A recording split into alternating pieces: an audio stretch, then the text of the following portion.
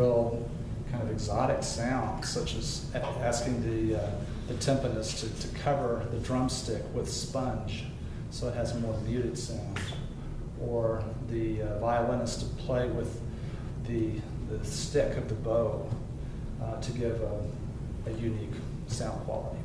So that's something that's going to be continued in the Romantic period. All right, so the first movement is in sonata allegro form.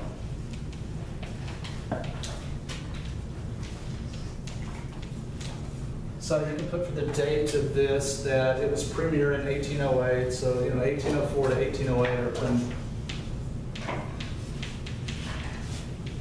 it was being developed.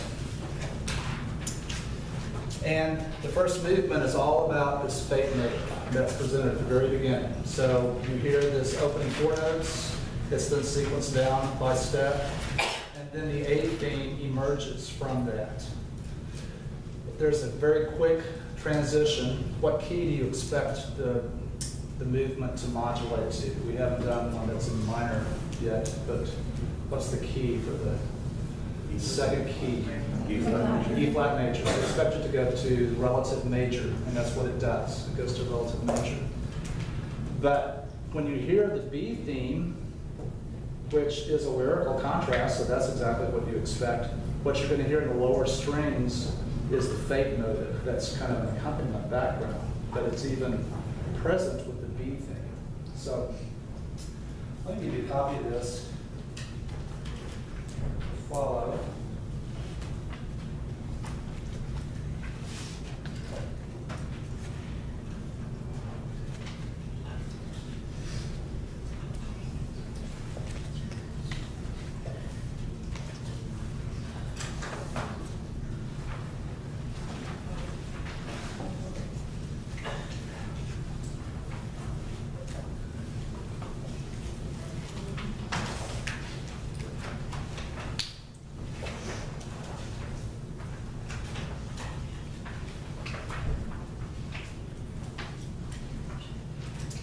Okay.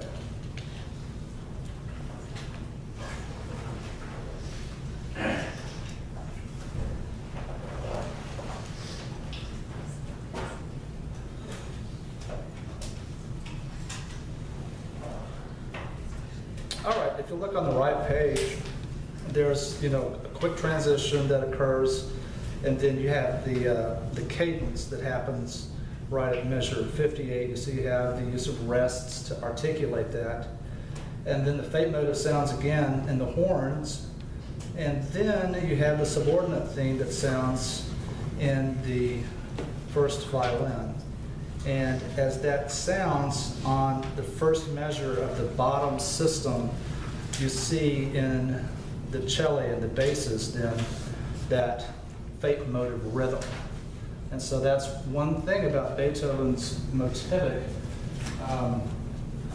characters, is that the rhythm is extremely important. A lot of times, it's sometimes described as his themes are clothed in rhythm. So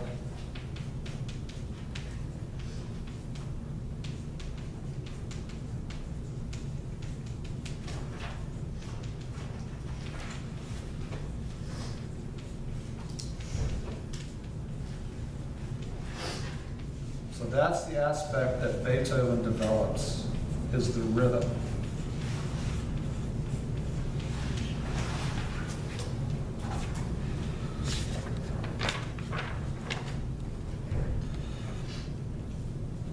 All right, on the next page, you then have then the dynamic level increases to fortissimo, and you have closing material. And it brings back the fate motive idea again, so you have more of that reference to the 3 short notes and a long note. And the development section then begins with a statement of the fate motive, and it's just about the entire development. It's just working with the fate motive and elements that spin off from that. One term that I want to introduce that we'll use a lot in the section on concerto is the term antiphonal, so you should know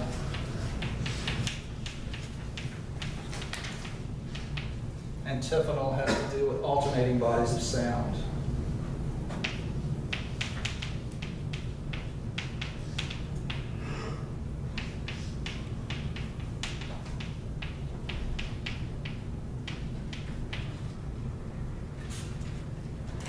So there's some antiphonal writing when you get to around measure 195, and you have these chords, harmonies that are sounding back and forth between the winds and brass and the strings, and that's very dramatic. Another characteristic of Beethoven is that his music is a little bit more rough. You'll see the use of sforzando a lot.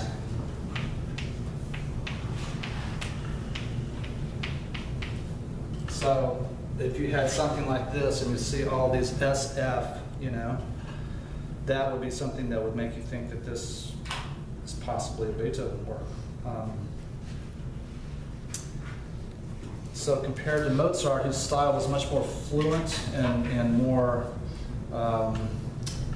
vocal, Beethoven's style is more instrumental in its orientation. Beethoven did write one opera, but vocal compositions weren't as important in his career as they were for Mozart.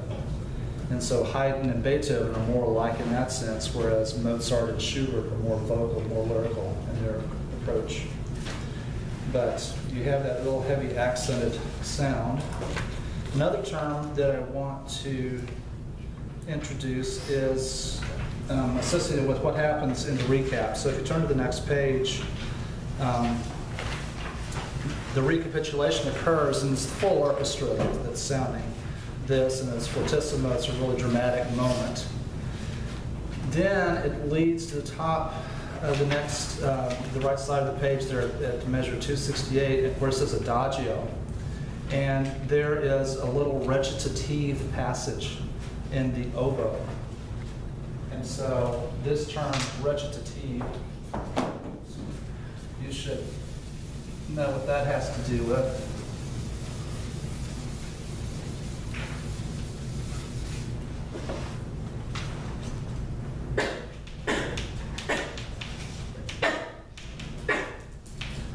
Originally, this term was used in opera, and this is a term that describes a speech-like passage.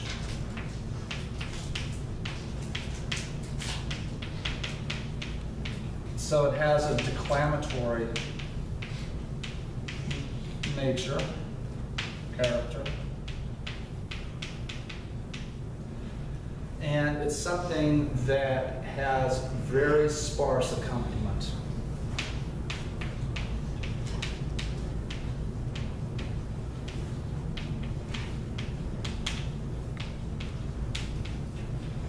So in an opera, the recitative would be associated with an aria, and the recitative would express the drama of the particular situation in the scene.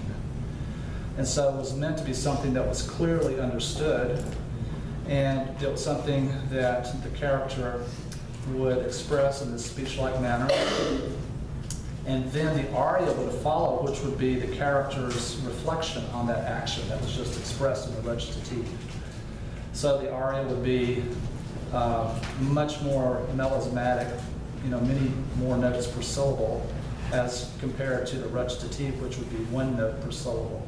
So in an instrumental work like this, which obviously isn't in an opera, you have a recitative when you have this solo line that is presented in an improvised way, and it just is written without bar lines. So you can see that you have quarter notes and 16th notes and half note, but it has that free rhythm, and that's something that's associated with recitatives.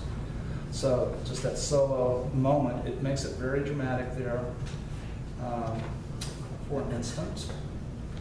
And then in the recap, what Beethoven is going to do is to bring back the B theme in C major. That's something that's not that unusual because in the exposition, the B theme was associated with the major mode. So in the recap, to bring back that B theme in the parallel major mode retains that same major quality that you had in the exposition. So you'll hear that.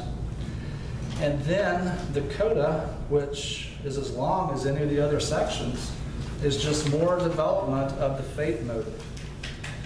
And when the movement concludes, you have still this feeling of tension. And so really what Beethoven does is just to set into motion this sense of conflict. And we'll hear this resolved in the last movement of the symphony. Okay? All right. Here's first movement.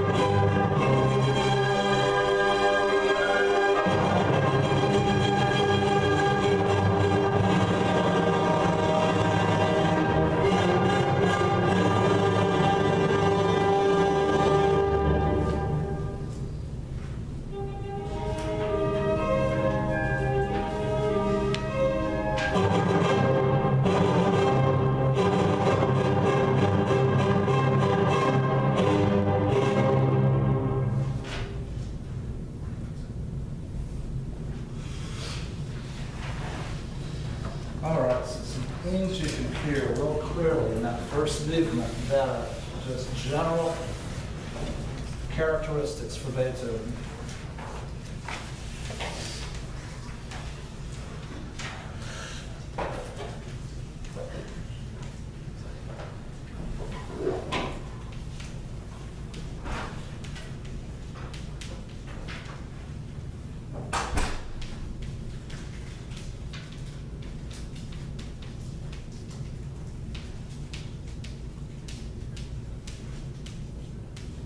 Is this sense of supreme individuality.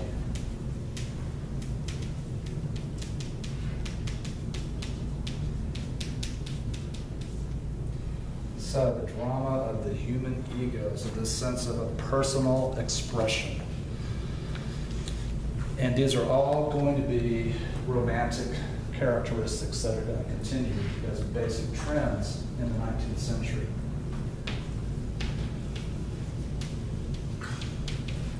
Another basic element is music as catharsis, something that's a vehicle for emotional release.